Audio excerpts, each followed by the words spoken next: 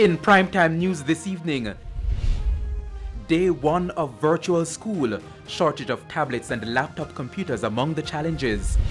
Help children stay safe online, what the children's advocate is telling parents, and online learning struggles, what prevented a St. Elizabeth Primary School from opening today.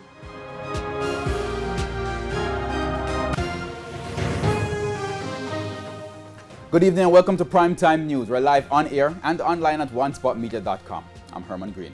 And I'm Vashon Brown. Also this evening, the top business stories of the day, sports commentary, e-prime, and weather in this newscast. But before the break, the feedback question. Our question this evening: what was it like for your child's first day back at school?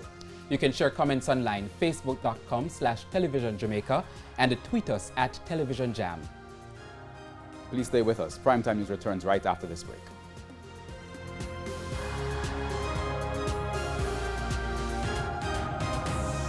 News headlines brought to you